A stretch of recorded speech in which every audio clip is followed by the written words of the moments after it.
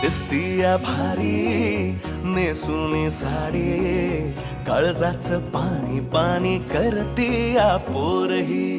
अदा क्यूट वाली गावरान बोली, खट्याळ थोडी माझ्या काळजाची चोरही.